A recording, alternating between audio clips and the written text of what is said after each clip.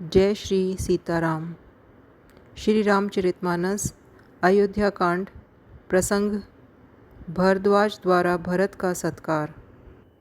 भरत जी के वचन सुनकर मुनि भारद्वाज ने कहा, हे तात, अधिक सोच मत करो। श्री रामचंद्र जी के चरणों का दर्शन करते ही सारा दुख मिट जाएगा।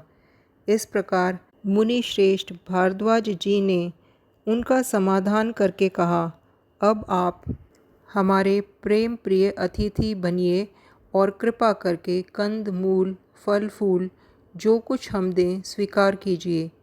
मुनि के वचन सुनकर भरत के हृदय में सोच हुआ कि यह बेमौके बड़ा बेढब संकोच आ पड़ा। फिर गुरुजनों की वाणी को आदरणीय समझकर चरणों की वंदना करके हाथ जोड़कर बोले, हे नाथ, आपकी आज्ञा को सिर चढ़ाकर उसका पालन करना यह हमारा परम धर्म है। भरत जी के ये वचन मुनि श्रेष्ठ के मन को अच्छे लगे। उन्होंने विश्वास पात्र सेवकों और शिष्यों को पास बुलाया और कहा कि भरत की पहुनई करनी चाहिए, जाकर कंद मूल और फल लाओ।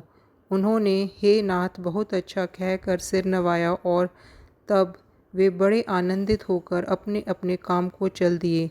मुनि को चिंता हुई कि हमने बहुत बड़े मेहमान को न्योता है, अब जैसा देवता हो वैसी ही उसकी पूजा भी होनी चाहिए। यह सुनकर रिद्धियाँ और अणिमादी सिद्धियाँ आ गई और बोली, हे गोसाई, जो आपकी आज्ञा हो सो हम करें। मुनिराज ने प्रसन्न होकर कहा, छोटे भाई शत्रुघ्न और समाज सहित भरत जी श्री रामचंद्र जी के विरह में व्याकुल हैं। इनकी अतिथि सत्कार करके इनके श्रम को दूर करो। रिद्धि सिद्धि ने मुनिराज की आज्ञा को सिर चढ़ाकर अपने को बड़ा भागिनी समझा। सब सिद्धियाँ आपस में कहने लगी, श्री राम जी के छोटे भाई भरत ऐसे अतिथि हैं जिनकी तुलना में कोई नहीं आ सकता। अतः मुनि के चरणों की वंदना करके आज वही करना चाहिए जिससे सारा राज समाज सुखी हो। ऐसा कहकर उन्होंने बहुत से सुंदर घर बनाए। उन घरों में भोग और ऐश्वर्य का सामान भर कर रख दिया, जो सुख के समान स्वर्ग में भी स्वप्न में भी नहीं है। ऐसे सब सामान सिद्धियों ने पल भर में सजा दिए।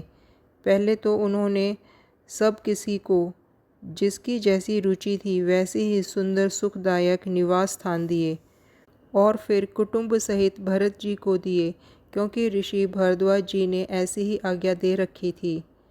भरत जी चाहते थे कि उनके सब संगियों को आराम मिले, इसलिए उनके मन की बात जानकर मुनि ने पहले उन लोगों को स्थान देकर पीछे सपरिवार भरत जी को स्थान देने के लिए आज्ञा दी थी। मुनि श्रेष्ठ ने तपोबल से ब्रह्मा को भी चकित कर देने वाला वैभव रच दिया। जब भरत जी ने मुनि के प्रभाव को देखा तो उनके सामने उन्हें इंद्र, वरुण, यम, कुबेर आदि सभी लोकपालों के लोक तुच्छ जान पड़े। सुख की सामग्री का वर्णन नहीं हो सकता, जिसे देखकर ज्ञानी लोग भी वैराग्य भूल जाएं।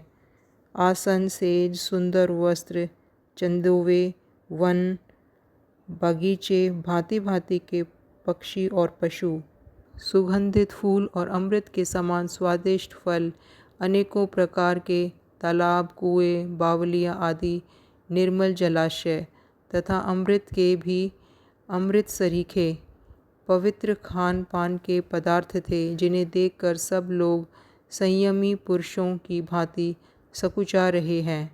सभी के डेरों में मनोवांछित वस्तु देने वाले कामधेनु और कल्प वृक्ष हैं।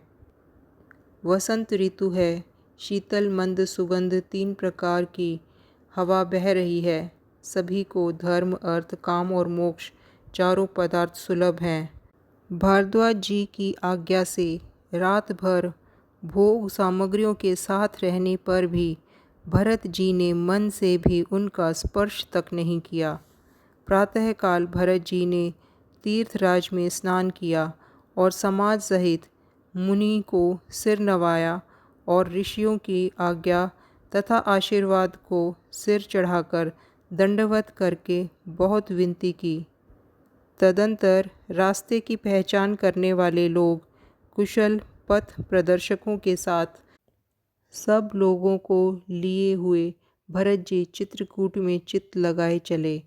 भरत जी राम सखा गुह के हाथ में हाथ दिए हुए ऐसे जा रहे हैं मानो साक्षात प्रेम ही शरीर धारण किए हुए हो।